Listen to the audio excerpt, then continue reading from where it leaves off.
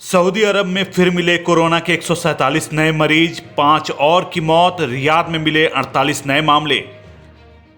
Made in India corona vaccine की बढ़ी demand. Saudi अरब के साथ साथ कई और देशों ने भारत से मांगी मदद। सऊदी अरब में बनेगा ख्वाबों का शहर, न सड़कें न गाड़ियां, पॉल्यूशन भी होगा जीरो। क्राउन प्रिंस ने प्रोजेक्ट किया लॉन्च। कतर के विमानों के लिए मिस्र ने खोला एयर स्पेस। दुश्मनी के बाद अब दूरियां हुई कम। और सऊदी अरब की राह चला ओमान, पहली बार बनाएगा क्राउन प्रिंस। नमस्कार, अस्सलाम वालेकुम। सऊदी टुडे में आपका स्वागत है। खाड़ी देशों के साथ साथ देश और दुनिया की बड़ी खबरें आइए जानते हैं तफसील से। लेकिन उससे पहले आप चैनल को सब्सक्राइब करना ना भूलें ताकि रोजाना आप खबरों से रूबरू हो सकें। सऊदी अरब के हेल्थ डिपार्टमेंट ने कोरोना वायरस का नया आंकड़ा जारी किया है, जिसके मुताबिक कोरोना के 147 नए मरीज मिले हैं। फिलहाल इन संक्रमितों के मिलने के बाद अब कुल संख्या 3,63,096 हो गई है। वहीं बीते 24 घंटे में कोरोना से 5 और लोगों की मौत हुई है, जिसके बाद कुल संख्या 6,300 हो गई है। वहीं बीते 24 घंटे में 151 लोग कोरोना से रिकवर हुए हैं। लिहाजा रिकवरी दर अब 98% के पास पहुंच गई है। रियाद में कुल 48 नए मामले मिले हैं, तो पूर्वी क्षेत्र में 33, मक्का में 31, जबकि अलजौफ और अलबाहज क्षेत्रों में कोई भी रिकॉर्ड दर्ज नहीं किया गया है। कोरोना महामारी के बीच दुनिया को इसकी वैक्सीन का बेसब्री से इंतजार है। ऐसे में कोरोना वैक्सीन को लेकर कई देश भारत का रुख कर रहे हैं। सऊदी अरब ने भी भारत से कोरोना वैक्सीन की डिमांड की है। इसके साथ ही ब्राजील, मोरक्को, म्यांमार, बांग्लादेश, दक्षिण अफ्रीका जैसे देशों ने भारत से वैक्सीन की आधिकारिक तौर पर डिमांड की है। फिलहाल भारत वैक्सीन के उत्पादन और आपूर्ति के लिए पूरी तरह तैयार है। सूत्रों का कहना है कि कोरोना वैक्सीन के डिस्ट्रीब्यूशन में भारत सरकार बांग्लादेश, भूटान, नेपाल, श्रीलंका और अफगानिस्तान जैसे पड़ोसी देशों को तवज्जो देगी। मेड इन इंडिया वैक्सीन को लेकर दुनिया भर के कई अन्य देश भी इसकी मांग कर रहे हैं। कई गैर एशियाई देश भी इसके लिए भारत से गुजारिश कर रहे हैं। WHO में भारत ने गरीब देशों की मदद के लिए प्रतिबद्धता जताई थी, जिसका पालन किया जाएगा।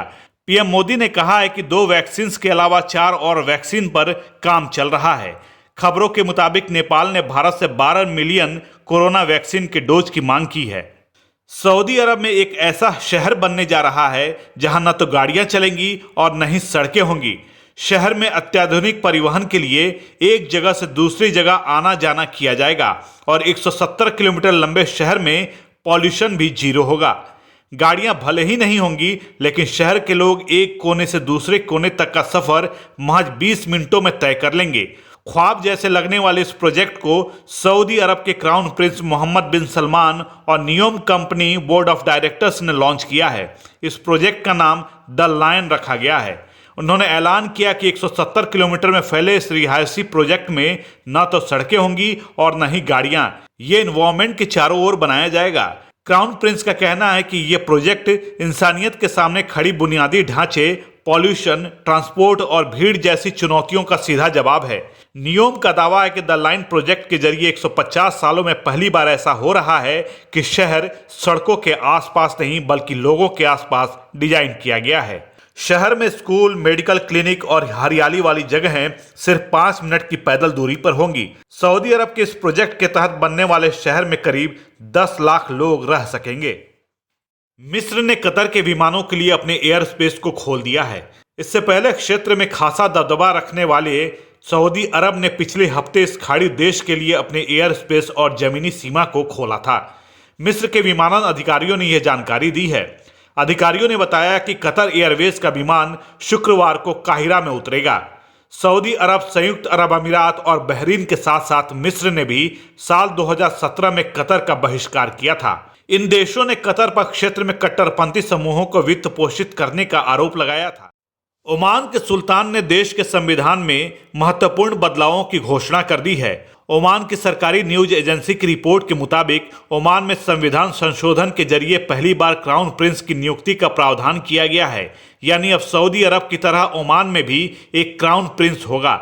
इसके अलावा सरकार के कामकाज में और पारदर्शिता लाने के मकसद से भी संविधान में कुछ बदलाव किए गए हैं। ओमान के पूर्व सुल्तान कबूस बिन सैद की मौत के 1 साल बाद संविधान में बदलाव किया जा रहा है।